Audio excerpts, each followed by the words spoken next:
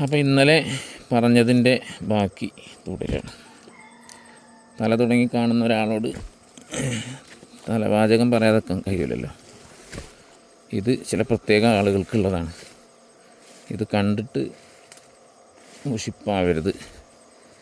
നമ്മളേതൊരു കാര്യം കാണുന്നതും കേൾക്കുന്നതും ഇഷ്ടപ്പെടുന്നതൊക്കെ അധികവും നമ്മളുമായി ബന്ധപ്പെട്ട് അതിനൊരു കണക്ഷൻ ഉണ്ടാകുമ്പോഴാണ്. അപ്പോൾ നമ്മൾ നേരത്തെയുള്ള നമ്മുടെ എക്സ്പീരിയൻസ്, നമ്മുടെ ഒരു അനുഭവം, അതുമായി ബന്ധപ്പെട്ട് ഇപ്പോൾ നമ്മൾ കാണുന്നതും കേൾക്കുന്നതുമായ കാര്യത്തിന് ഒരു കണക്ഷൻ ഉണ്ടെങ്കിൽ അതിൽ മറ്റുള്ള ആളുകൾക്ക് ഇല്ലാത്ത ചില സന്തോഷങ്ങളുണ്ടാവും. അപ്പോൾ എല്ലാ ആളുകൾക്കും ഒരുപോലെയല്ല ഇത് ഫീൽ ചെയ്യാം. ഇത് മൊത്തത്തിൽ മീൻപിടുത്തം താല്പര്യമുള്ള ഒരാൾക്ക് ഒഴിഞ്ഞിരിക്കുമ്പോഴൊക്കെ ഇങ്ങനെ കാണാം. അതിലേറെ ഞാൻ എന്നോട് ബന്ധമുള്ള ഒരുപാട് കാലങ്ങളായി, ഒരു 40 വർഷത്തോളമായി പുഴകളിലും തോടുകളിലും, പ്രത്യേകിച്ച് ഗൂഡല്ലൂർ, തമിഴ്നാട്, നീലഗിരി വനത്തിനുള്ളിലും അവിടെ നിന്ന് പുറത്തേക്ക് ചാടിയത് മുതൽ കേരളത്തിൻ്റെ പല ഭാഗങ്ങളിലുമായിട്ട് നമ്മളെ പുഴകളിൽ ചെന്ന് മീൻ പിടിച്ച് ഉപജീവനം കഴിഞ്ഞ് പോന്നിരുന്നൊരു കാലം. എന്നാൽ ഇന്ന് അതിൻ്റെ ഒന്നും ആവശ്യമില്ലാതെ രാവിലെ ഒരു എക്സസൈസ് എന്നൊക്കെ ഉദ്ദേശിച്ച് താല്പര്യമുള്ളൊരു ഏർപ്പാട് ചെയ്യാന്നുള്ളവർക്ക് വരുന്ന ഈ സമയം വരെയുള്ള കഴിഞ്ഞ നാൾ വഴികളിലൂടെയുള്ളൊരു യാത്രയാണ്. അപ്പോൾ ഇന്നലെ മീൻപിടുത്തം എന്ന് പറയുന്ന ഈ ഒരു മേഖലയിലേക്ക് കടന്നു വന്നത് അന്നുണ്ടായിരുന്ന കൂട്ടുകാർ, അന്നത്തെ ഒരു സാഹചര്യം, അതുമായി ബന്ധപ്പെട്ട കാര്യങ്ങളൊക്കെയാണ് പറഞ്ഞത്. അപ്പം അന്ന് നമ്മൾ വളരെ ചെറുതായിരുന്ന കാലത്ത് തന്നെ നമ്മളെ വീടിൻ്റെ മുമ്പിലൂടെ കടന്നു പോകുന്നൊരു തോടുണ്ട്. ആ തോട്ടിൽ നിന്നാണ് മീൻപിടുത്തം ആരംഭിക്കുന്നത്. അതിൻ്റെ ഒരു കാരണം, അന്ന് മദ്രസ വിട്ട് വരിക, പിന്നെ പാടത്ത് കന്നാളെ എരുമാളെ നോക്കാൻ പോവുക, അതേപോലെ കാട്ടിൽ കയറി കാട്ടുകോയിൻ്റെ കണി വെക്കുക, കോയിനെ പിടിക്കുക, പിന്നെ കൂട്ടുകാരോടൊത്ത് കളിക്കുക. ഇങ്ങനെയൊക്കെ സാധാരണ പ്രായത്തിലുള്ളവരൊക്കെ, ഇപ്പോഴത്തെ അവസ്ഥയിൽ കുട്ടികൾക്കൊന്നും ഒരു ടൈമില്ല. സ്കൂളിൽ പോവുക, സ്കൂളിൽ വരിക, മൊബൈൽ കളിക്കുക, ഇതാണല്ലോ. അന്ന് നമുക്ക് മൊബൈലും വാട്സപ്പൊന്നുമില്ല. അപ്പോൾ പിന്നെ കളിയാണ്. അപ്പം അന്ന് എല്ലാ കളികളെയും മുമ്പിലുണ്ടാവും. പക്ഷെ അതോടൊപ്പം എല്ലാവരും ഇല്ലാത്തൊരു മേഖലയാണ് മീൻപിടുത്തം. അപ്പോൾ ഈ പാടത്ത് പോയി അങ്ങനെ അങ്ങോട്ടും ഇങ്ങോട്ടും ഈ കന്നാളെ ബാക്കിൽ നടക്കുമ്പോൾ മീനിനെ കാണും. അപ്പോൾ അത് കാണുമ്പോൾ രസമാണ്. പിന്നെ ഒന്ന് പിടിച്ചൊരു കുപ്പിയിലൊക്കെ ഇട്ട് ഇങ്ങനെ നോക്കി നടക്കുക. അന്ന് തുടക്കത്തിൽ അങ്ങനെയൊക്കെയാണല്ലോ ഉണ്ടാവുക. അതിൽനിന്ന് മാറിയിട്ട് പിന്നെ ഒരാളെ മീൻ പിടിക്കുന്നത് കണ്ടത്, ഒരു പാത്രത്തിൽ അതിൻ്റെ മുകളിലൊരു തുണി കെട്ടിയിട്ട് ആ തുണിക്കൊരു ഓട്ട ഉണ്ടാക്കിയിട്ട് അതിൻ്റെ ഉള്ളിൽ കുറച്ച് ചോറിട്ട് കൊടുത്തിട്ട് കുറച്ച് കഴിയുമ്പോൾ അങ്ങനെ അത് പെട്ടെന്ന് ചെന്ന് എടുക്കുക. അപ്പോൾ അതിൽ മീൻ ഉണ്ടാവും. അങ്ങനെയാണ് കാണുന്നത്. അപ്പോൾ അത് നമുക്ക് പറ്റുന്നൊരു പണിയാണ്. അങ്ങനെ പിന്നെ ആ പണിയായി. വീട്ടിൽ നിന്നൊരു മനെ കാണാതെ പാത്രമൊക്കെ എടുത്ത് പോന്ന് അതിന് മുകളിൽ ഏതോ ഒരു താത്താൻ്റെ തട്ടം കിട്ടി. ആ തട്ടം കീറി അങ്ങനെ അത് വെള്ളത്തിൽ താത്തി വെച്ച് കുറച്ച് മീനിനെ പിടിച്ച്, അത് കൂടുതൽ മീൻ കിട്ടിയത് അന്ന് അങ്ങനെയാണ് ഓർമ്മയിലുള്ളത്. അന്ന് ചെറിയ പെരലുകളാണ് കിട്ടിയത്. അങ്ങനെ അത് കൊണ്ടുപോയി ഉമ്മാൻ്റെ അടുത്ത് കൊടുത്ത് അത് പൊരിച്ച് തന്നു. ഭയങ്കര രസം. നമ്മൾ പിടിച്ച മീനാകുക, അതിൽക്കൂടി ചെറിയ പെരൽ നല്ല ടേസ്റ്റാണ്. പുള്ളിപ്പെരലാണ്. പിന്നെ സാധാരണ ഉള്ളൊരു തോട് പോയ പോലെ ഒരു വേസ്റ്റൊന്നും ഇല്ലാത്ത നല്ല ഒരു സ്ഥലമാണത്. ചില തോടുകളൊക്കെ വൃത്തികേടുകൾ ഉണ്ടാവില്ല. അവിടെ ഒന്നും ഒരു സാധനം, തോട്ടിലൊരു സാധനം ഉണ്ടാവില്ല. പാടത്തിൻ്റെ നടുവ് കൂടി ഇങ്ങനെ, അത് നമ്മളെ നാട്ടിലൊരു പിന്നെ പള്ളി നിൽക്കുന്ന ഭാഗത്തു നിന്ന് ഉറവെടുത്ത് നല്ല ശുദ്ധമായ ഉറവെള്ളം അത് തോടായി മാറുകയാണ്. അതിലാകെ 2-3 ഐറ്റം മീനാണ് ഉള്ളത്. അതിലുള്ള വലിയ മീൻ മുഷുവാണ്, നല്ല നാടൻ മുഷുവാണ്. അത് ഭയങ്കര ടേസ്റ്റാണ്. അതൊക്കെ പിന്നെ അതിവിദഗ്ധന്മാർക്ക് അന്ന് കിട്ടുള്ളൂ. നമ്മൾ കുട്ടികളാണല്ലോ. പിന്നെ അത് പിടിച്ചണമെങ്കിൽ ചൂണ്ടലിടണം. ചൂണ്ടൽ ഇടണമെങ്കിൽ അന്ന് പുയരാണ് കോക്കുക. അപ്പോൾ അന്ന് പുയറിനെ പിടിക്കാനൊക്കെ പേടിയുള്ളൊരു കാലമാണ്. അങ്ങനെ ചെറിയ ചട്ടിക്കണി എന്നാണ് അതിന് പറയുക. ചട്ടിക്കണി വെച്ചിട്ട് പെരലിനെ പിടിച്ച് അങ്ങനെ കഴിഞ്ഞ് പിന്നെ അവിടെയുള്ള രണ്ടാമത്തെ മീൻ കരുതലാണ്. പെരൽ, കരുതല, മുഷു, ഈ 3 മീൻ തന്നെ ഉള്ളൂ ആ തോട്ടിൽ. പിന്നെ ഈ പാടത്ത് കൂടി ഒരു വയലിൽ നിന്ന് അടുത്ത വയലിലേക്ക് ഇങ്ങനെ വെള്ളം തിരിച്ചു വിടുന്ന ചെറിയ കുഴികൾ, അതുപോലെ ചെറിയ പുല്ല് കൂടുതൽ നിൽക്കുന്ന സ്ഥലത്ത് വെള്ളം ഉണ്ടെങ്കിൽ അവിടെയൊക്കെ ഈ കരുതല നല്ലോണം ഉണ്ടാവും. കുറച്ചൊക്കെ പെരലുകളുണ്ടാവും. അപ്പോൾ ഐറ്റങ്ങളിങ്ങനെ കാണുമ്പോൾ പെരലിനേക്കാൾ കുറച്ചും കൂടി വലിയൊരു മീൻ കരുതല. അപ്പോൾ അതിനെങ്ങനെ പിടിക്കുക എന്നായി പിന്നെ മനസ്സിൽ. നമ്മൾ വലുതാണതിനനുസരിച്ച് നമ്മളെ ആഗ്രഹങ്ങളും വലുതാകുകയാണല്ലോ. അങ്ങനെ ഐറ്റങ്ങളെ പിടിക്കാൻ പിന്നെ ചൂണ്ടലാണ് മാർഗം. ചൂണ്ടലിട്ടാൽ എളുപ്പം കൊത്തും, പാഞ്ഞ് വന്ന് കൊത്തുന്ന സാധനമാണ്. ചൂണ്ടമ്മ കരുതല കൊത്തുന്നത് ഒരു പ്രത്യേക രീതിയിലാണ്. അത് വന്നിട്ടുണ്ട് കൊത്തിയിട്ട് പിന്നെ ഒരു തിരിച്ചു അത് വലിച്ചു കൊണ്ടുപോകല്ല, ഇട്ട് കറക്കുക ചെയ്യാം. അങ്ങനെ കറക്കി കഴിഞ്ഞാൽ പിന്നെ നോക്കാൻ നിര വരുന്നുണ്ടോന്നാ. അതായത് മുണുങ്ങിയാലാണ് ഈ നിര വരിക. സാധനം പള്ളൻ്റെ ഉള്ളിലേക്ക് പോയാൽ നല്ല തെളിഞ്ഞ വെള്ളമാകുമ്പോൾ ഒക്കെ കാണും. കലങ്ങിയ വെള്ളമാണെങ്കിലും കാണും. കലക്കിലും തെളിവിലും ഒരുപോലെ കൊത്തുന്ന മീനാണ് കരുതല. തെളിവിൽ കുറച്ച് നല്ലോണം കൊത്തും. അപ്പോൾ നിരട്ട് കഴിഞ്ഞാൽ പിന്നെ ഒരൊറ്റ വലിയ. അങ്ങനെ ചൂണ്ടലുമ്പോൾ കരുതലിനെ പിടിച്ചു. അങ്ങനെ കുറേയൊക്കെ ഇങ്ങനെ കൊണ്ടെടുക്കും. അത് അങ്ങനെ 1, 2, 3 ഒക്കെ കിട്ടുള്ളൂ. അങ്ങനെ കുറച്ച് ദിവസം ചൂണ്ടലുമ്പോൾ തോനെ കിട്ടി. അങ്ങനെ തോനെ കിട്ടിയിട്ട് അതുകൊണ്ട് ഇങ്ങനെ പോകുമ്പോഴാണ് ഒരു കാക്ക പറഞ്ഞത്, എന്തിനാണ് അത് ചോദിച്ചു. അപ്പോൾ അത് പൊരിച്ചാനാണ്, ചാറക്കാനാണ് ഒക്കെ എന്തോ ഒരു മറുപടിയും പറഞ്ഞപ്പോൾ അയാൾ പറഞ്ഞു, അത് തിന്നാൻ പറ്റിയ മീനല്ല, നിങ്ങൾ കൊണ്ടുപോയി ഞാൻ കാണിച്ചു തരാം എന്ന് പറഞ്ഞാണ്ട് ആ കരുതലിനങ്ങനെ പിന്നെ നോക്കിയിട്ട് പറഞ്ഞു, ഈ കരുതലിൻ്റെ തലൻ്റെ ഉള്ളിലും ഈ പെരടിൻ്റെ ഭാഗത്തും പുഴുക്കളുണ്ടാവുന്നതാണ്. അതിലിപ്പോൾ എന്താ അങ്ങനെ സംഭവം എരുതി ഏതായാലും വീട്ടിൽ കൊണ്ടുപോയി നല്ലോണം കല്ലുമൊക്കെ ഇട്ട് വരുതി വെളുപ്പിച്ച് ഇത് മുറിച്ച് നോക്കുമ്പോൾ അയാൾ പറഞ്ഞത് കറക്റ്റാണ്. അപ്പോൾ ഈ കരുതലിൻ്റെ തലയിലും മേത്തൊക്കെ ഒരു തരം പുഴുക്കളുണ്ടാവും. അതിൽ പിന്നെ ആ പരിപാടി നിർത്തി. പിന്നെ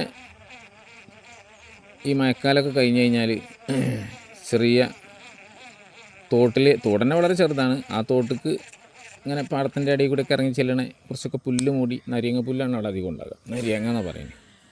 ഈ നരിയങ്ങ പുല്ലൊക്കെ ഇങ്ങനെ കൂടി നിൽക്കണേ ചെറിയ തോട്ട് കൂടി ഇങ്ങനെ കോരിക്കഴിഞ്ഞാൽ അവിടെ നിന്ന് ചെറിയ മുഷുവിൻ്റെ കുട്ടികളെ കിട്ടും. അത് ഒരു ദിവസം ഒരു ആൾ കാട്ടിന് കണ്ടതാണ്. ഒരാളല്ല, നമ്മളെ കൂട്ടത്തിൽപ്പെട്ട ഒരാളിനെ ഓൻ്റെ ഒരു കുടുംബക്കാരൻ്റെ വയലിൽ ഇഞ്ചി നട്ടിരുന്നു. അപ്പോൾ ഇഞ്ചി നട്ടുകൊടുത്തേക്ക് വളപ്പൊടി കൊടുന്ന ഒരു കൊട്ടുണ്ട്.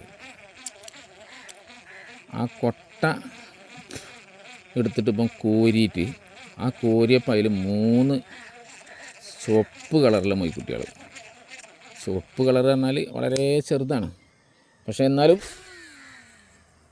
ഈ മുഷു കിട്ടുക എന്ന് പറഞ്ഞാൽ അത് നമ്മളെ തോട്ടത്തെ ഏറ്റവും വലിയ രാജാവിനെ കിട്ടിയ ഒരു സന്തോഷമാണ്. അപ്പോൾ എനിക്ക് മുജിനെ കിട്ടി എന്നൊക്കെ അന്ന് അഭിമാനത്തോടു കൂടെ പറയാൻ പറ്റുന്ന ഒരു കാലമാണ്. അങ്ങനെ ഇവനീ മുജിനെ കിട്ടിയ അന്ന് മുതൽ പിന്നെ നമുക്കൊരു കൊട്ട എവിടുന്ന കിട്ടുക എന്നുള്ള ആലോചനയായി. അപ്പോൾ നമ്മൾ വീട്ടിലൊക്കെ കൊട്ടുണ്ട്, നമ്മളെ വാപ്പ കൊട്ട ഉണ്ടാക്കി കൊടുക്കുന്ന ആളുമാണ്. കൊട്ട അധികം ഈ ആദിവാസികളുണ്ടാക്കുക. കൊട്ട എന്ന് പറഞ്ഞാൽ നമ്മളെ കാട്ടിലുള്ള ഓട എന്ന് പറഞ്ഞാലും ആരെങ്കിലുമൊക്കെ ഇതിൽ പുതിയ ആൾക്കാർ ഓട അറിയാത്തവരൊക്കെ ചിലപ്പോൾ ഇത് കേൾക്കണവരുണ്ടെങ്കിൽ ഓർക്ക് മനസ്സിലാക്കാൻ നമ്മളെ മുള ഐറ്റത്തിൽപ്പെട്ട കാട്ടിലുള്ളൊരു സാധനമാണ് ഓട.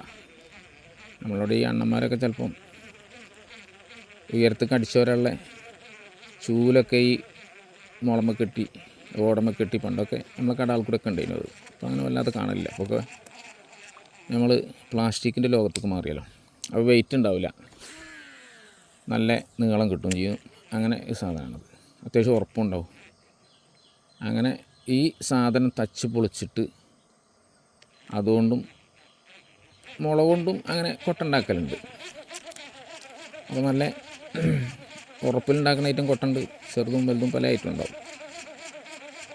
ഏതായാലും നമ്മളെ വീട്ടിൽ ഈ കൊട്ട എപ്പോഴും ഉണ്ടാവും. എന്ത് സാധനം അങ്ങോട്ടും ഇങ്ങോട്ടും നീക്കം ചെയ്യാനൊക്കെ അന്ന് കൊട്ടയിലിട്ടിട്ടാണ്. അതിപ്പോൾ ഈ കച്ചവടക്കാരൊക്കെ തന്നെ നാട് കൂടി വരുന്ന കച്ചവടക്കാരുണ്ടാവുമല്ലോ, വീടുകളിൽ കൂടിയൊക്കെ കയറി വരുന്ന ഓലൊക്കെ ഓലെ പ്രൊഡക്റ്റുകളൊക്കെ അന്നത്തെ പച്ചക്കറി, മീൻ, ഉണക്കൽ മീൻ അങ്ങനെ ഉള്ള സാധനങ്ങൾ അതൊക്കെ കൊട്ടയിലേറ്റിട്ടാണ് വരിക. മീനൊക്കെ അന്ന് കൊട്ടയിലാണ്. നമ്മുടെ നാട്ടിലന്ന് പിന്നെ മീൻ കൊണ്ടുവരുന്നത് ഈ കുണ്ടമ്പുഴ കടന്ന് നാടിനെ കൂടി ഏറ്റിട്ടാണല്ലോ. ഈ നാട് എന്ന് പറയുന്നത് ഇപ്പോൾ എവിടെയെന്ന് വെച്ചാൽ നാടവസാനിക്കുന്ന ഒരു കാടാണ് എനിക്ക്, നാടല്ല. അത് നമ്മളെ വീട് കഴിഞ്ഞാൽ പിന്നെ നാടില്ല, പിന്നെ കാട് മാത്രമേ ഉള്ളൂ. അപ്പോൾ ഈ നാട്ടിലേക്ക് മീൻ പോലെ പല സാധനങ്ങളും അത് തമിഴ്നാട്ടിലാണെങ്കിലും കേരളത്തിനോട് അതിർത്തി ചേർന്ന് നിൽക്കുന്നൊരു ഭാഗമാണ്. നടന്നു പോരുകയാണെങ്കിൽ നാടുകണി ചുരം കയറുമ്പോൾ അത് കഴിയാൻ നേരത്തൊരു കുറുക്ക് വഴിയുണ്ട്. അത് സാഹസികമായ വഴിയാണ്. കുണ്ടമ്പുഴ കടന്നു പോകുക എന്നാണ് ആ വഴിന് പറയാം. അപ്പോൾ ഒരുപാട് അപകടങ്ങൾ നിറഞ്ഞ വഴിയാണ്. നാടുകണി ചുരം കഴിയുന്നതോട് കൂടെ കാട്ടിക്ക് കടന്നാൽ പിന്നെ 2.5 കിലോമീറ്റർ 3 കിലോമീറ്ററൊക്കെ ഉണ്ടാവുള്ളൂ. പക്ഷെ അത് മൊത്തം കാടാണ്. അപ്പം നല്ലോണം ആനശല്യം ഉണ്ടാവും. ആനയിലേറെ പേടി എന്താ വെച്ചാൽ അവിടെ ഈ കുണ്ടമ്പുഴ എന്ന് പറയുന്ന പുഴ അത് ഒരു പ്രത്യേക പുഴയാണ്. വലിയ വീതിയൊന്നുമില്ല. ചില സ്ഥലത്തൊക്കെ ഇടുങ്ങിയ സ്ഥലങ്ങളുണ്ടാവും, പരന്ന സ്ഥലം ഉണ്ടാവും. പക്ഷേ പുഴ ഇറങ്ങി കിടക്കാൻ പെട്ടെന്ന് പറ്റില്ല. കാരണം അത് നല്ല വള്ളപ്പാച്ചിൽ നടക്കുന്ന കുത്തൊഴുക്കുള്ള ഒരു പുഴ ആയതുകൊണ്ട് ഈ വെള്ളം വന്ന് പാറകളിലൊക്കെ നല്ല ഡിസൈനുള്ള കുഴികളുണ്ടാവും. അത് നമുക്ക് ശ്രദ്ധിക്കാൻ കഴിയില്ല. അപ്പോൾ ഒരു സ്ഥലത്ത് കൂടി നമ്മൾ ചവിട്ടി പോകുന്ന സമയത്ത് അടുത്തത് ഇതിൻ്റെ അടിയിലൊക്കെ പോയിട്ടുണ്ടെങ്കിൽ അറ്റല്ലാതെ കൊണ്ടുപോയിക്കാരം. അപ്പോൾ ഈ പാലം മുറിച്ച് കിടക്കുന്ന സ്ഥലത്ത് തന്നെ ആ പാലത്തിൽ നിന്ന് കീഴ്പ്പെട്ടിക്ക് പോകുന്ന ആളുകളൊന്നും വല്ലാതെ കിട്ടിയിട്ടില്ല. ആരൊക്കെയോ അവിടെ മരണപ്പെട്ടിട്ടുണ്ട്. അപ്പോൾ ഡേഞ്ചർ പാലൊക്കെ കടന്നിട്ട് വേണം പോരാൻ. അപ്പോൾ ഏതായാലും ആ പുഴ കടന്ന് ഏറ്റി കൊണ്ടുവരിക ചെയ്യാം. മറ്റേത് ചുറ്റിക്കറങ്ങി വരുമ്പോൾ ഒരു 10-40 കിലോമീറ്റർ വണ്ടിക്കാണെങ്കിൽ പോരണം. അന്ന് അങ്ങനെ അത്ര വണ്ടി സൗകര്യമുള്ളൊരു കാലമല്ല. അപ്പോൾ കേരളത്തിൽ നിന്ന് സാധനങ്ങൾ കൊടുന്ന് ഇവിടെ ഇറക്കിയിട്ട് ഷോർട്ട് കയറുണ്ടാവും. അന്ന് പ്രധാന മീൻ കച്ചവടക്കാരൻ മൊയ്തീൻകുട്ടിയൊക്കെയാണ്. മൂപ്പർക്ക് അന്ന് ഒരുപാട് പണിക്കാരുണ്ട്. മൂപ്പരെ ഒരു വരവുണ്ട് പുഴ കടന്നിട്ട് ഇങ്ങനെ, ആ വരവ് ഇങ്ങനെ വല്ലാത്ത രസമാണ്. ഇങ്ങനെ വന്ന് ആദ്യമായിട്ട് കണ്ടുമുട്ടുന്നത് കാട്ടിൽ നിന്ന് കൈനോട് കൂടെ നമ്മളെ നാടായതുകൊണ്ട് അവിടെയാണ്. അവിടെ നിന്ന് പിന്നെ 1 കിലോമീറ്ററോളം ഏറെക്കുറെ ടൗണിലേക്ക് പോകണം. അപ്പോൾ അവിടെ വന്ന് പിന്നെ ഒന്ന് ഇറക്കി അവിടുത്തെ ആൾക്കാർക്ക് മീനൊക്കെ വേണമെങ്കിൽ കൊടുത്ത് അവിടുന്ന് വെള്ളമൊക്കെ കുടിച്ച് മൂപ്പര താമസം അവിടെ തന്നെയാണ്. മൂപ്പര മോനാണ് എൻ്റെ ഏറ്റവും വലിയ അന്നത്തെ കൂട്ടുകാരൻ സാജി. അപ്പോൾ അവിടുന്ന് മീനൊക്കെ വാങ്ങി അന്ന് നമുക്കൊക്കെ മീൻ വണ്ടി വരുമ്പോൾ ഏറ്റവും താല്പര്യമുള്ളത് ഐസാണ്. നമ്മുടെ നാട്ടിലൊന്നും ഐസില്ല. ഐസ് എന്ന് പറഞ്ഞ സംഭവം അതെങ്ങനെ ഉണ്ടാകണമെന്ന് നമുക്കറിയില്ല. അങ്ങനെ മീൻ കൊട്ടയും കൊണ്ടുപോയി വന്നാൽ എളുപ്പം ചെന്നുകൊണ്ട് അതിൽ നിന്നൊരു കഷ്ണം ഐസ് എടുക്കും. എന്നിട്ട് അതിങ്ങനെ കണ്ണുമ്മലും മുഖത്തും ഒക്കെ വെക്കും, നാവുമ്മലൊക്കെ വെക്കും. ഈ അമ്മ്യൂണിയൊക്കെ ഇട്ട് വരുന്ന ഐസ് ഇന്നത്തെ കാലത്തൊക്കെ വളരെ അപകടമാണ്. അന്ന് ഇനി അങ്ങനെ ഉണ്ടായതൊന്നും അറിയില്ല. ഏതായാലും അങ്ങനെയൊക്കെ ഒരു സന്തോഷമാണത്. കുട്ടികളാകുമ്പോൾ അങ്ങനെയൊക്കെ ഉണ്ടല്ലോ. ഏതായാലും ചുരുക്കി പറയാം, കൊട്ടൻ്റെ കാര്യം പറയുമ്പോൾ പിന്നെ ഈ വിഷയങ്ങളൊക്കെ ഇങ്ങനെ പറഞ്ഞു പോകുമ്പോൾ ഇതിലൊക്കെ പല ആളുകളും കടന്നു വരുമല്ലോ. അപ്പോൾ ഇത് ഞാൻ സ്നേഹിക്കുന്ന, എന്നെ സ്നേഹിക്കുന്ന, ഞാൻ അറിയുന്ന ഒരുപാട് ആളുകൾ ഉദ്ദേശമായതുകൊണ്ട് അങ്ങനെയുള്ള കുറേ ആളുകളൊക്കെ ഇതിൽ കടന്നു വരുമ്പോൾ ഓർക്കൊരു സന്തോഷം ഉണ്ടാവും. അപ്പോൾ അങ്ങനെയാണ് കൊട്ട. അപ്പോൾ ഈ കൊട്ടൻ്റെ കാര്യം പറഞ്ഞത് എല്ലാ സാധനങ്ങളും വന്ന് ആളുകൾ പിന്നെ ഈ കൊട്ടയിലാണ്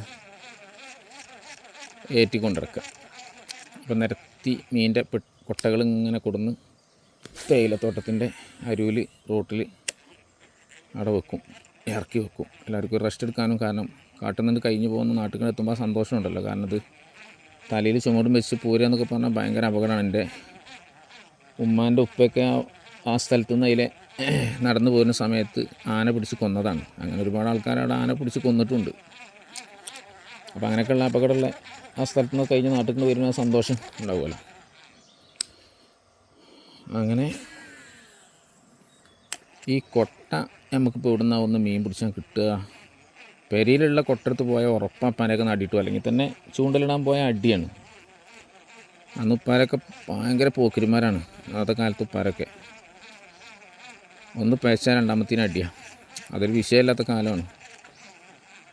അപ്പോൾ പെരീത്തെ കൊട്ടടക്കം പേടിയാണ്. അങ്ങനെ ഏതായാലും ഒരു കൊട്ട, ഒരു പഴയ കൊട്ട, മൂട് പോയ കൊട്ട ഫസ്റ്റ് കിട്ടി. അത് ഒക്കെ തട്ടി ഒപ്പിച്ച് ഓട്ടുണ്ടാകാൻ പറ്റില്ല. ഈ കോരുന്ന സമയത്ത് ഉള്ളൊരു പ്രശ്നം എന്താ വെച്ചാൽ ഈ കൊട്ട ഒരു ഭാഗത്തിന് വെച്ചിട്ട് ഏറെക്കുറെ മീനുണ്ടെന്ന് തോന്നുന്ന ആ സ്ഥലത്ത് അതിൻ്റെ മുഖം വെച്ചിട്ട് അതിൻ്റെ തൊട്ട് മുമ്പിലുള്ള പുല്ല് ഇങ്ങോട്ട് ചവിട്ടിയിട്ട് പെട്ടെന്ന് എടുക്കലാണ്. ഈ പെട്ടെന്ന് എടുക്കുന്ന സമയത്ത് കൊട്ടക്ക് ഓട്ടുണ്ടെങ്കിൽ വെള്ളം ആ ഓട്ടുള്ള ഭാഗത്ത് കൂടിയാണ് കൂടുതൽ പോവുക. അപ്പോൾ മീനായി കൂടി പോകും. അപ്പോൾ പിന്നെ ഓട്ടുള്ള ഭാഗമൊക്കെ എന്തെങ്കിലുമൊക്കെ കൊള്ളിയും തുണിയൊക്കെ വെച്ച് അടച്ച് അങ്ങനെയൊക്കെയാണ് കോരുക. അപ്പോൾ അങ്ങനെ ഒരു പഴയ കൊട്ട കിട്ടി, അതുകൊണ്ട് ചെന്ന് കോരി വെക്കുമ്പോൾ മീനും കിട്ടി. അങ്ങനെ പിന്നെ അതിൻ്റെ ശേഷം പിന്നെ 1-2 കൊട്ടകളൊക്കെ ഈ പണിക്കാരെ കൊട്ട ഉണ്ടാവും. അതേപോലെ ഈ പാടത്ത് കൃഷിക്ക് നാറ് അങ്ങോട്ടും ഇങ്ങോട്ടും കൊണ്ടിറക്കാനും അതിന് ഒക്കെ ഉപയോഗിക്കുന്ന കൊട്ടകൾ പാടത്ത് കൂടെയൊക്കെ ചിലവിൽ കാവപ്പന്തലുണ്ടാവും. ആനയും പന്നിയൊക്കെ വരുന്നതിന് കാവൽ കിടക്കണ കാവപ്പര. നമ്മളൊക്കെ ചെറുപ്പത്തിൽ എല്ലാ രാത്രികളും ഒരു പരിധി കഴിഞ്ഞതിന് ശേഷം ആ കാവപ്പരയിലാണ്. ആ കാവപ്പരയിൽ നടന്ന ഒരുപാട് രസകരമായ കഥകൾ കുറേ പറയാനുണ്ട്. അതൊക്കെ വരും ദിവസങ്ങളിൽ വരും. അതൊക്കെ കേൾക്കുകയുള്ളതൊക്കെ കേട്ടാലും മതി. ഏതായാലും ചുരുക്കി പറയാം, ഈ കൊട്ട 2-3 ഒക്കെ ഈ നാട്ടുകാരെടുത്ത് എന്തായി, നമുക്കിത് മീൻ കിട്ടിയാണ്ടപ്പോൾ തുണക്കാർക്ക് കമ്പായി, ഒപ്പം ചിലവിലൊക്കെ പോരും. അങ്ങനെ ആൾക്കാരെയൊക്കെ എന്നൊക്കെ കൊട്ടക്കള്ളന്മാർ നിലയിലൊക്കെ നമുക്ക് എന്തായി, പിന്നെ നമ്മളെ കൊട്ട ആരത് കാണാനല്ലാതായാലും ആരെങ്കിലും വായ്പൊക്കെ അങ്ങോട്ടും ഇങ്ങോട്ടും എടുത്തുകൊണ്ടായാലും ഞങ്ങൾ മീൻ പിടിച്ചാൽ കൊണ്ടുപോയി എന്നുള്ളൊരു അവസ്ഥയ്ക്കൊക്കെ വരാൻ തുടങ്ങി. ഏതായാലും അതങ്ങനെ നിർത്തി. കാരണം ഈ കൊട്ട എളുപ്പം കേടുവരും. ഈ ഓട കൊണ്ടാണ് ഉണ്ടാക്കുന്നത്. നമ്മളെ വീട്ടിലൊക്കെ എപ്പോഴും ഉപ്പ ഇങ്ങനെ ഈ ഓട ചതച്ചിട്ടും പൊടിച്ചിട്ടൊക്കെ അതിൻ്റെ പല പണിയെടുക്കും. അതായത് ഓട കൊണ്ട് കൊട്ട ഉണ്ടാക്കുന്ന പണി മാത്രമല്ല, അന്നത്തെ വീടും ഓടയാണ്. മൊത്തം ടോട്ടൽ ഓടയാണ്. ഓട ചതച്ചിട്ട് അത് പരത്തി അതൊരു പ്രത്യേക രീതിയിൽ മുടയും. ബാപ്പയൊക്കെ അതിൽ അതിവിദഗ്ധനായിരുന്നു. അങ്ങനെ അത് മുടഞ്ഞിട്ട് അത് മറയാക്കിയിട്ട് ചുമരാക്കും. അങ്ങനെ അത് ചുമരാക്കാനും ഇനിയിപ്പോൾ വേണമെങ്കിൽ ഇരിക്കാനൊരു ഇരിപ്പിടുണ്ടാക്കാനൊക്കെ അങ്ങനെ പല നിലക്കും ഉപയോഗിക്കുന്നവരുണ്ട്. അപ്പോൾ ഈ മുള അതുമായി ബന്ധപ്പെട്ട കാര്യത്തിലൊക്കെ അന്ന് അവിടെ താമസിക്കുന്ന ആളുകളുടെ കൂട്ടത്തിൽ ഏറ്റവും കൂടുതൽ അറിവുള്ള ആളും ബന്ധമുള്ള ആളും ഒക്കെ എൻ്റെ ഉപ്പയാണ്. അപ്പോൾ ഓട വെട്ടാൻ പോവുക എന്ന് പറഞ്ഞാൽ അത് കാട്ടിക്കാണ് പോവുക. അപ്പോൾ അതിന് പോകുമ്പോൾ ഇപ്പാൻ്റെ നേതൃത്വത്തിലാണ് അധികം കുറേ ആളുകൾ പോവുക. പിന്നെ അത് മാത്രമല്ല, അന്ന് വീടുകളൊക്കെ ഈ ഓട കൊണ്ടാണല്ലോ. അന്നത്തെ വീട് എന്ന് പറഞ്ഞാലൊക്കെ പുല്ലാണ്, പുല്ലിൻ്റെ വീടാണ്. കാട്ടിൽ നിന്ന് പുല്ലരിഞ്ഞു കൊണ്ടുവരിക. ആ പുല്ല് പെരൻ്റെ മുകളിൽ വെയിലും മഴയും തണ്ടാതെക്കാൻ അതാണ് ഉണ്ടാകുക, മേപ്പര.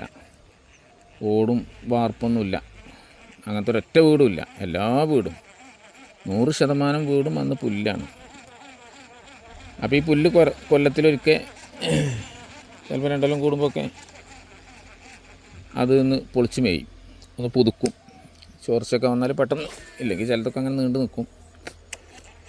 അപ്പോൾ ഈ പൊളിച്ച് മേയുന്ന സമയത്ത് ഈ വീടുകൾക്ക്, ഒരു വീടിന് എത്ര പുല്ല് വേണം, എത്ര ഓട വേണം, എത്ര ദണ്ഡ്യ വേണം, എത്ര ഉത്തരം വേണം, എത്ര കൗക്കോല് വേണം, അതൊക്കെ ആ പെരൻ്റെ ഓരോ പാർട്ടുകളാണ്. പുല്ല് മേയുന്നതിന് മുമ്പ് ആദ്യം ഉത്തരം വെച്ച് പിന്നെ അതിന്മേൽ അതിൻ്റെ കൗക്കോലുകൾ രണ്ടിമക്ക് കുത്തു കൊടുത്ത് അതിന് കുത്ത് വേറെ അങ്ങനെയൊക്കെ വെച്ചിട്ട് അതിൻ്റെ മുകളിൽ ഓട വരിയണം. ആ വരിച്ചിലൊക്കെ നമ്മൾ ഇരട്ടപ്പാത്തി ഒറ്റപ്പാത്തിയിലാണ്, അതിൽ ഡബിളും ത്രിബിളും ഒക്കെ ഉണ്ട്. അല്ല, സിംഗിളും ഡബിളും ഒക്കെ ഉണ്ട്. അതായത് 2 എണ്ണം വെച്ചാണ്ട് ഒന്നുകൂടെയൊക്കെ സെറ്റപ്പിൽ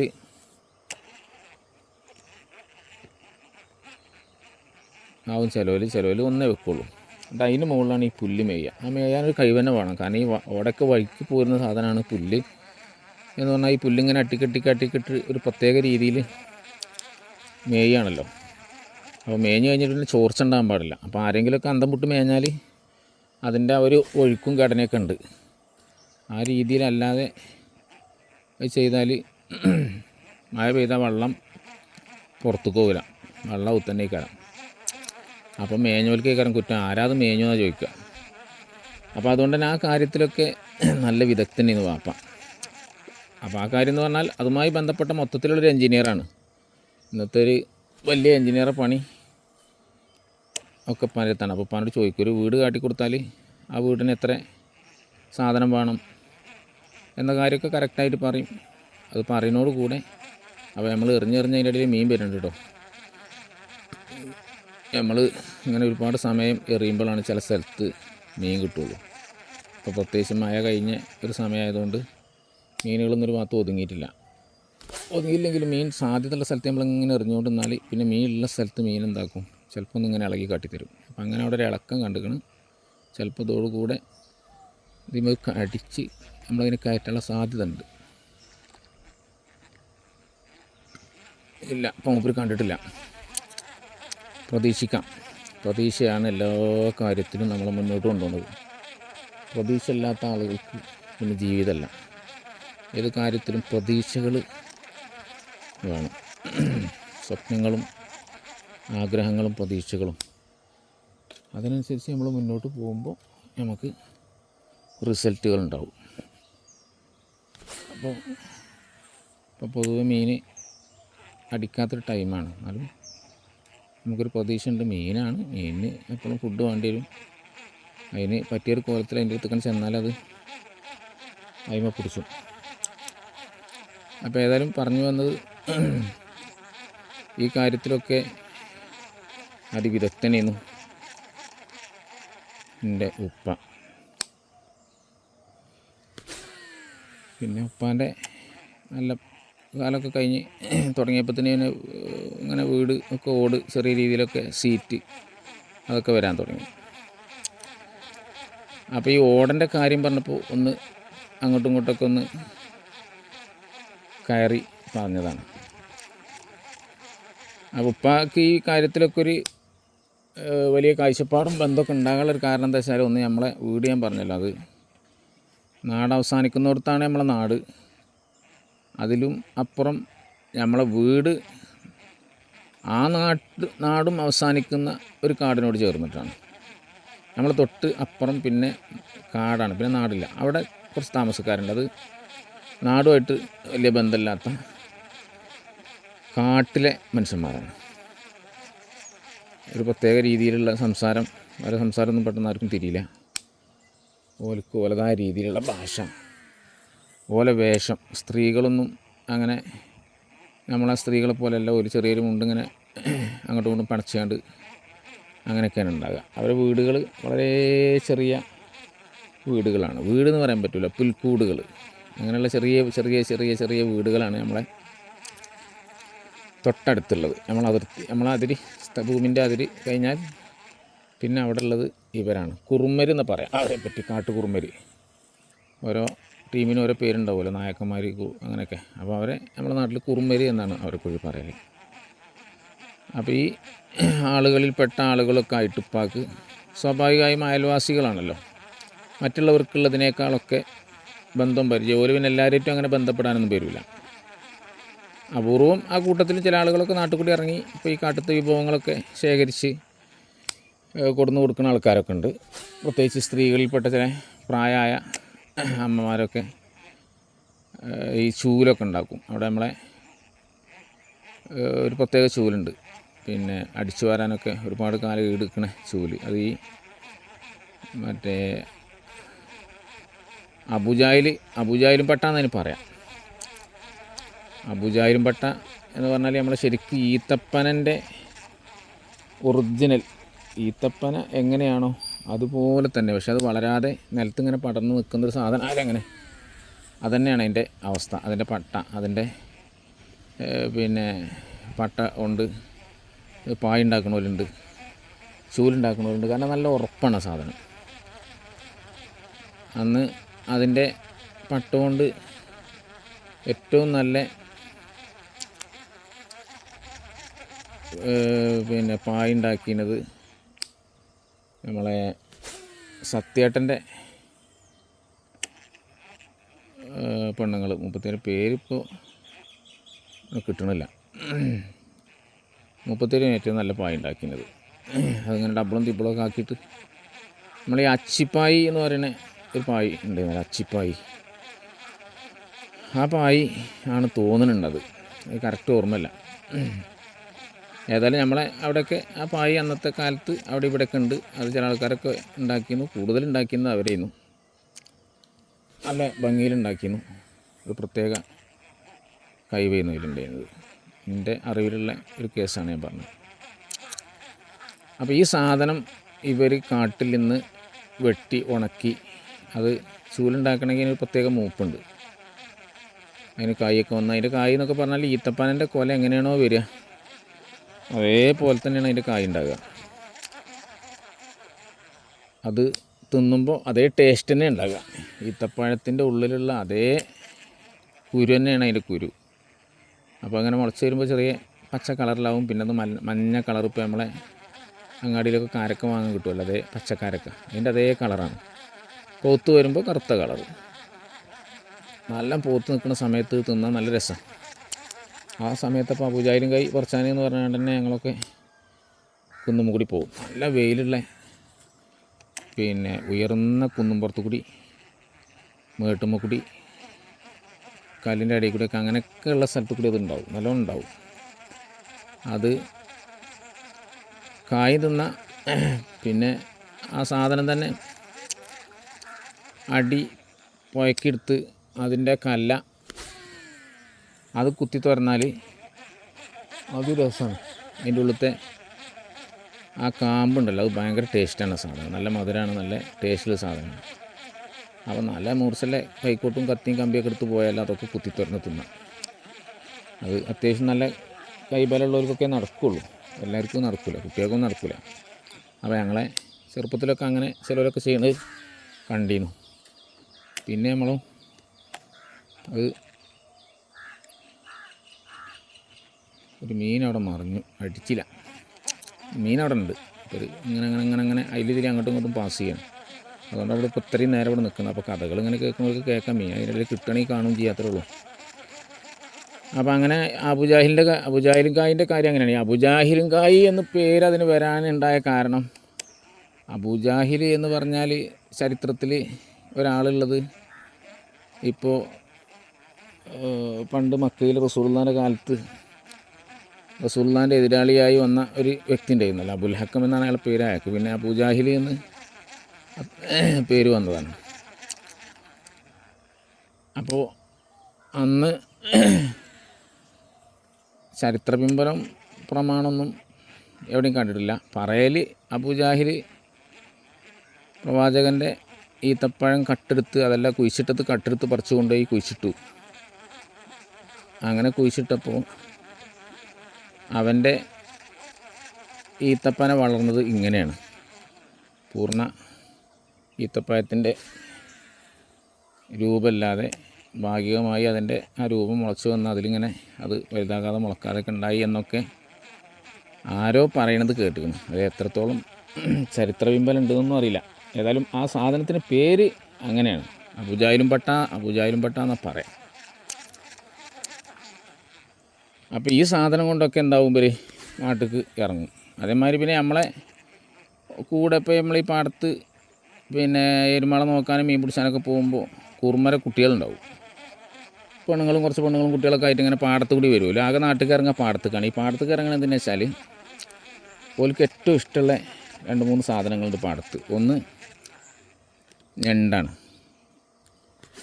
ഈ ഞണ്ടുകൾ പാടത്ത് ഇഷ്ടം പോലെ ഉണ്ടാവുമല്ലോ. ഈ വരമ്പിനൊക്കെ പൊത്ത് വലിച്ചിട്ട് തോടിൻ്റെ പക്കനൊക്കെ ചെറിയ ഓട്ടകളുണ്ടാവും. അങ്ങനെ ഓട്ട ഉണ്ടെങ്കിൽ അതിൽ നെണ്ടുണ്ടാവും. അപ്പോൾ ഈ നെണ്ട് അവർ പിടിക്കുന്നത് ഒരു പ്രത്യേക കഴിവാണ്. ചെറിയ മക്കൾ വരെ ഈ ഓട്ടയിൽ കൂടി കയ്യാനിട്ടിട്ട് ആ നെണ്ടിനെ അതിൽ നിന്ന് പിടിച്ച് എടുത്തിട്ട് പോരും. നമ്മളൊക്കെ നെണ്ടിനെ തൊടാൻ ചെല്ലുമ്പോഴത്തേന് നെണ്ട് ഇറുക്കും. പക്ഷേ ഇവർക്ക് ആ പേടിയൊന്നുമില്ല. അവർ നെണ്ടിനെ മടൻ്റെ ഉള്ളിൽ കജിട്ടിട്ട് അതിന്ന് പുറത്തേക്ക് എടുത്തിട്ട് ഇവരൊരു ചെറിയ തുണിസഞ്ചി ഉണ്ടാവും, ആ സഞ്ചിക്ക് ഇടും, ചിലപ്പോൾ മടക്കത്തേക്ക് ഇടും. അങ്ങനെ ഈ നെണ്ട് പിടിക്കും അവർ. അതെന്താ ചെയ്യലെന്ന് അറിയില്ല. അങ്ങനെ നെണ്ട് പിടിച്ച് കൊണ്ടുപോയി അതുകൊണ്ട് അവരെന്തോ ഫുഡ് ഉണ്ടാക്കലുണ്ട്. അപ്പോൾ അതിന് വേണ്ടിയിട്ട് അവർ പുറത്തേക്ക് ഇറങ്ങും. അതേപോലെ പിന്നെ അവർക്ക് ഇഷ്ടമുള്ളൊരു സാധനമാണ് ചുരുളി. ചുരുളി എന്ന് പറഞ്ഞിട്ടൊരു സാധനമുണ്ട്. പുല്ലിൻ്റെ ഇടയിൽ കൂടി ഉണ്ടാകണ ഒരു സാധനമാണത്. അത് പറിച്ചാൽ അറിയണൊരു പറിച്ചണം. അത് ചുരുളിൻ്റെ പോലെ ചാവി ഉണ്ടാവും. ചാവ തിന്നാൻ പറ്റില്ല. ചുരുളി നല്ല സാധനമാണെന്ന് കേൾക്കാം. നമ്മളൊക്കെ കുറുമ്പര് നല്ല എല്ലാവരും കഴിക്കും. ആ സാധനം നല്ല ചില സമയത്ത് നല്ല രീതിയിലുണ്ടാവും. ആ സമയത്ത് കാണുന്നവരൊക്കെ അത് തുണ്ടായി കൂട്ടാൻ വെക്കും. ഉപ്പേരിയൊക്കെ നല്ല രസം തോരൻ വെക്കണം. അതേപോലെ താള്, അതും അവർക്ക് താല്പര്യമാണ്. നമ്മളെ പാടത്തുകൂടിയും തോട്ടുകൂടിയൊക്കെ ഉള്ള ചേമ്പുണ്ടല്ലോ, ഈ നാളെ. അപ്പോൾ ആ താളും അവർ പറിച്ചാൻ വരും. താള് പല ഐറ്റം താളുമുണ്ട്. താള് ഏറ്റവും ടേസ്റ്റുള്ള താള് ഒരു പ്രത്യേക അടയാളമുണ്ട്. അടയാളം എന്താ വെച്ചാൽ ഈ ഇലൻ്റെ മധ്യഭാഗത്ത് അതിൻ്റെ കളറ് നോക്കിയിട്ടാണ്. നീല കളറുള്ളതാണ് ഏറ്റവും നല്ലതെന്നാണ് എൻ്റെ ഓർമ്മ ശരിയാണെങ്കിൽ. ചിലതിന് കളർ ഉണ്ടാവില്ല.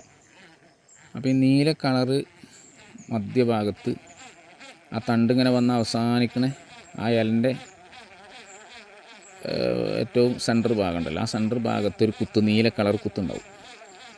ആ കുത്തുള്ളതാണ് ഏറ്റവും ടേസ്റ്റുള്ള താള്. അപ്പോൾ അത് തന്നെ പറിച്ചെടുക്കാനൊരു ടൈമുണ്ട്. അത് കായ് ഉണ്ടാകുന്ന സമയം ഏതോ സമയത്ത് ചില സമയത്തൊക്കെ ചൊറി.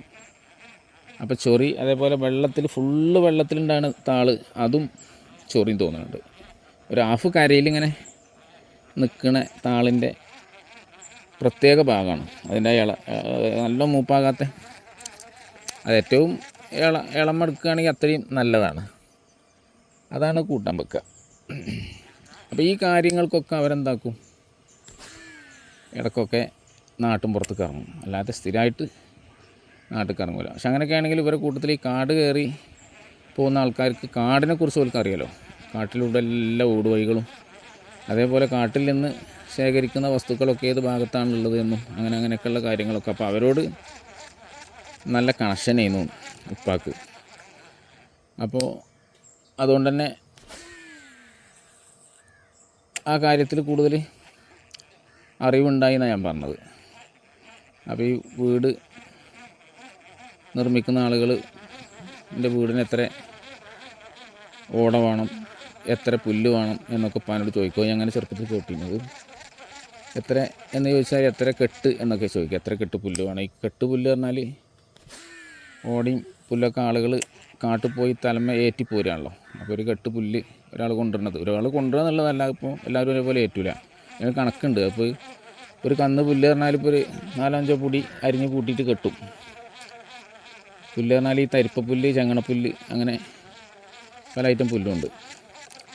അതിലധികം ഈ ചങ്ങണപ്പുല്ല് ആണ് എടുക്കുക. തരിപ്പപ്പുല്ല് കാണാൻ നല്ല ചൊറുക്കാണ്, നല്ല വീതിയൊക്കെ ഉണ്ടാവും. നമ്മൾ ഇപ്പോൾ വീട് ഉപയോഗിക്കുകയാണെങ്കിൽ ഏറ്റവും നല്ലത് തരിപ്പ് പുല്ലാന്നാണ് നമുക്ക് തോന്നുന്നത്. കാരണം അതിൻ്റെ വീതിയും വലിപ്പമൊക്കെ ഉണ്ടാവില്ല. പക്ഷെ അതല്ല, ഏറ്റവും നല്ലത് ഈ ചങ്ങണപ്പുല്ലാണ്. അപ്പോൾ അത് ഒരു 4-5 പൊടി കൂട്ടിയിട്ടൊരു കന്ന്, അങ്ങനെയുള്ള 30-50 കന്നാണ് ഒരു കെട്ട് പുല്ല്. അത് കറക്റ്റ് എത്രയെന്ന് ഇപ്പോൾ എനിക്ക് ഓർമ്മയില്ല, അമ്മേനോട് ചോദിച്ചാൽ അറിയും. അപ്പോൾ ഇവിടെ അല്ലല്ലോ. അപ്പോൾ അന്ന് ഉമ്മിപ്പൊക്കെ ഈ പുല്ലരിയണ കാലമാകുമ്പോൾ ആണുങ്ങളും പെണ്ണുങ്ങളൊക്കെ പോകും കാട്ടിക്ക്. അങ്ങനെ അവനവൻ്റെ ആവശ്യത്തിനും അത് കൊണ്ടുവരും. അതേപോലെ മറ്റുള്ളവർക്ക് വിൽക്കാനും അങ്ങനെയൊക്കെയാണ് അന്നത്തെ ജോലികൾ. അപ്പം ഇപ്പോഴൊക്കെ മൊത്തം ഫുള്ള് ഇങ്ങനെ കാട്ടിലുള്ള ഒരു ജീവിതമാണ്. നാട്ടിൽ ഒന്നും ഇപ്പൊക്കെ ജീവിക്കാനൊന്നും പറ്റില്ല. എന്തുകൊണ്ട് വെച്ചാൽ നമ്മുടെ നാട് എസ്റ്റേറ്റ് ഏരിയ ആണല്ലോ. എസ്റ്റേറ്റ് എന്ന് പറഞ്ഞാൽ അതൊരു പ്രൈവറ്റ് കമ്പനീൻ്റെതാണ്. ആ കമ്പനിയിൽ നിലവിലുള്ള ജോലിക്കാർ പെർമനൻ്റ് ജോലിക്കാരാണ്, സ്ഥിരം ജോലിക്കാരാണ്. അവർക്ക് കൃത്യമായി ജോലി, അതിന് കൃത്യമായ ശമ്പളം, കൂലി ഒക്കെ കിട്ടും.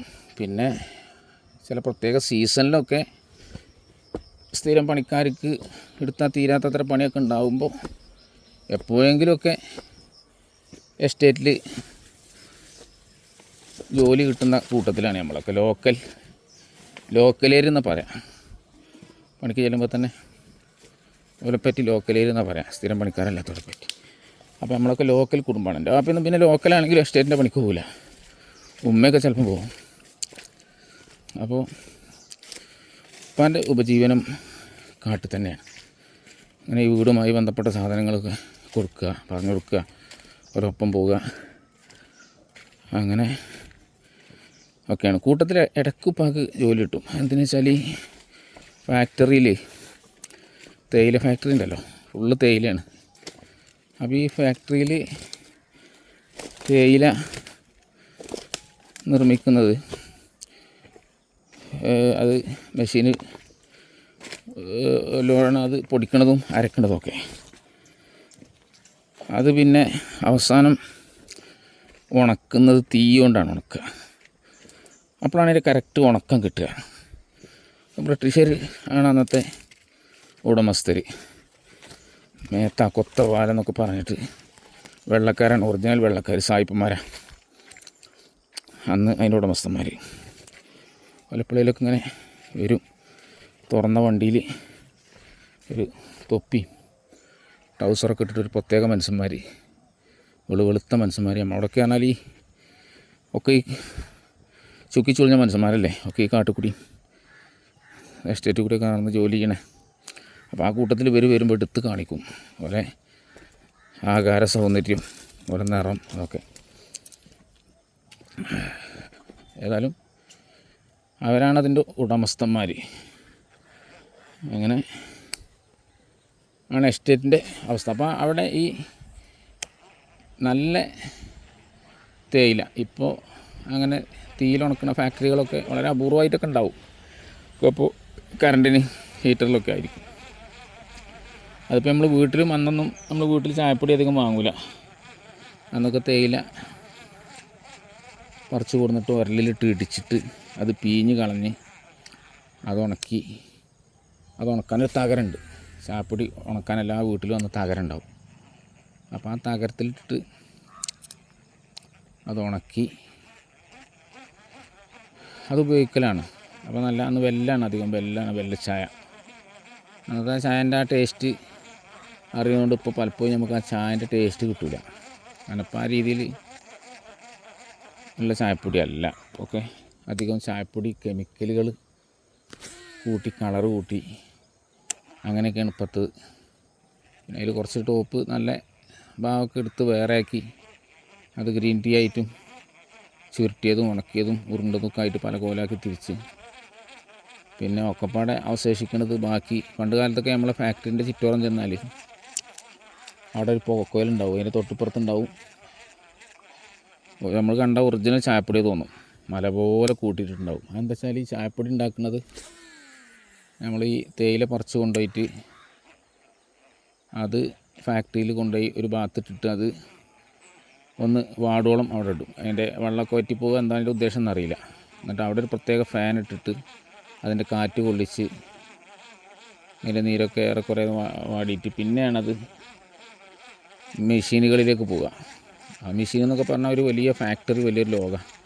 അപ്പോൾ ആദ്യം ഒരു ഭാഗത്തേക്ക് ചെല്ലും, അവിടുന്ന് അതങ്ങനെ പോയിട്ട് അത് കഷ്ണാക്കി പൊടിച്ച് ചതച്ച് അതിലുള്ള വേസ്റ്റൊക്കെ ഒഴിവാക്കി അവസാനം അത് പൊടിയായിട്ട് ഒരുപാട് ഐറ്റം പൊടികളായിട്ടാണ് വരിക, ചെറുതും വലുതും പല വലുപ്പത്തിലുള്ളത്.